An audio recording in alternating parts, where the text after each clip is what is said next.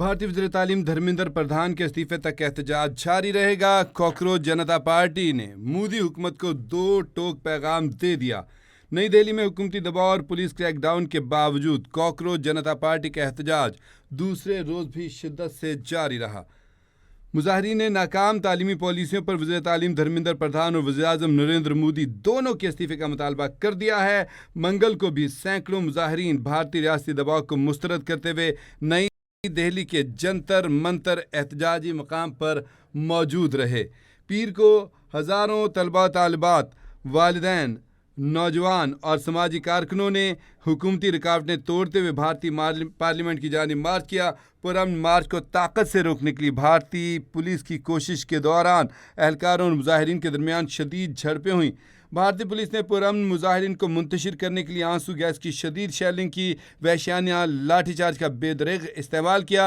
आपको बताया कि आंसू गैस की शेलिंग इस तरह से की गई कि हवा में फायर नहीं किए गए, सामने ताक के तलबा तालबात को मारे गए, मासूम तलबा को मारे गए। छोटी उम्रों के तलबा थे, बच्चे थे, जिनको निशाना बांध के आंसू गैस की शेलिंग मारी गई और कई बच्चों की हालतें ख़राब होंगी। बहुत बुरी हालात हैं। सूरत हाल वहाँ पे जंतर मंतर के ऊपर ऐसे लगता है जैसे भारतीय फौज जो है वो मौत का तांडव कर रही है। भारतीय पुलिस जो है वो इस तरह मौत का तांडव रचाए हुए है कि तलबा तालिबात जो छोटे मासूम बच्चे हैं, पढ़ने वाले बच्चे हैं, इनका मुस्तकबिल हैं, उनको तय करने के दरपे है। मोदी हुकूमत के क्रैकडाउन के नतीजे में मुजाहिरीन और पुलिस एहलकारों समेत तकरीबन 180 अफराद के जख्मी होने की इतलात मौसूल हुई हैं, जबकि जख्मियों की तादाद से कहीं ज़्यादा हो सकती है। भारतीय पुलिस ने खवातीन को, नौजवानों और पुरअमन शुरका को भी रियासती तशद्दुद और सफाकाना ताकत का निशाना बनाया है।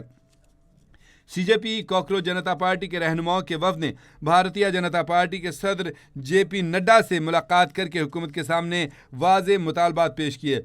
अपोजिशन लीडर राहुल गांधी और प्रियंका गांधी ने मोदी की रिहाइशगाह के बाहर धरना देकर तलबा पर पुलिस तशद्दुद की मज़म्मत की है। ताहम राहुल गांधी ने तलबा पर रियासती तशद्दुद के लिए वज़ीर-ए-आज़म मोदी से जवाबदही और कौम से अवामी मुआफ़ी का मुतालबा किया है। भारतीय पुलिस ने राहुल गांधी को भी नहीं बख्शा। राहुल गांधी का धरना ज़बरदस्ती ख़त्म कराया गया। ताहम राहुल गांधी ने हुकूमती जबर के खिलाफ एहतजाज जारी रखने का ऐलान किया है। फिल्मी सितारे बॉलीवुड स्टार्स शबाना आज़मी और प्रकाश राज जो हैं वो भी जंतर मंतर पहुंच गए और मोदी हुकूमत के जुल्म का सामना करने वाले नौजवानों के साथ उन्होंने यकजहती का इजहार किया है। शबाना आज़मी ने ट्रक पर सवार होकर मार्च में शिरकत की और मुजाहिरीन के हमरा पुलिस की रुकावटें अबूर की और बोल के लब आज़ाद हैं तेरे, ये वहाँ पे उन्होंने नज़म भी पढ़ी है बड़े जोश खरोश के साथ। एमनेस्टी इंटरनेशनल ने भारतीय पुलिस क्रैकडाउन को पुरअमन जमहूरी इख्तिलाफ राय दबाने की संगीन और नाकाबिले कबूल कोशिश करार दिया है।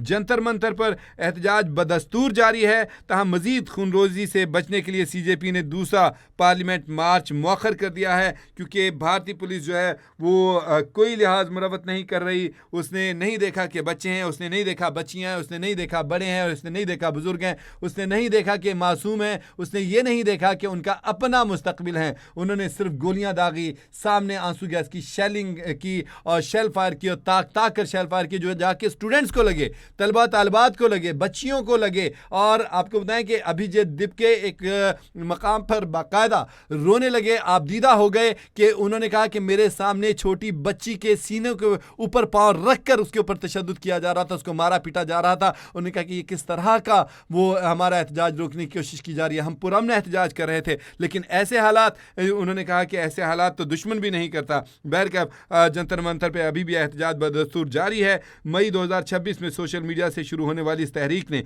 देखते ही देखते लाखों भारतीय नौजवानों की हिमायत हासिल कर ली है। नौजवानों की यह तहरीक मोदी हुकूमत के आमराना तर्ज हुक्मरानी को दरपेश बड़े अवामी चैलेंजेस में से एक है। हालिया इम्तहान स्कैंडल ने भारत के बदउनवान और नाकाम तालीमी निज़ाम की संगीन खामियां एक मरतबा फिर बेनकाब करती हैं।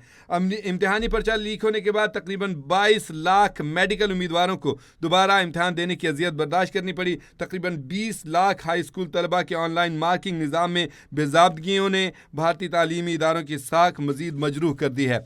माहिरीन कहते हैं कि रोज़गार की किल्लत और मुसलसल इम्तहानी स्कैंडल्स मोदी हुकूमत के खिलाफ नौजवानों की बढ़ती बेचैनी की बुनियादी वजूहात हैं। जब भी इम्तिहान दिए जाते थे, नीट के इम्तिहान दिए जाते थे, उसके बाद पता चलता जी पेपर लीक हो गया, बहुत सारे बच्चों ने खुदकुशियाँ कर ली, ज़हनी तनाव का शिकार हो गए, बीमार हो गए। उनके घर वालों ने, उनके ख़ानदान वालों ने उनके सामने अखबारात लानी छोड़ दी कि हमारे बच्चे हैं नफसियाती मसाइल का शिकार होते चले जा रहे हैं। एक बार, दो बार, तीन बार, लातादाद बार जो है जब भी इम्तिहान देते थे फिर चाह बाद में आता था जी कि लीक हो गया, अब दोबारा से इम्तिहान देना पड़ेगा। इसके बायस दिल बर्दाश्त हो कि बहुत सारे तलबा ने खुदकुशियाँ कर ली हैं और सूरत हाल इंतहाई गंभीर हो गई। ज़रा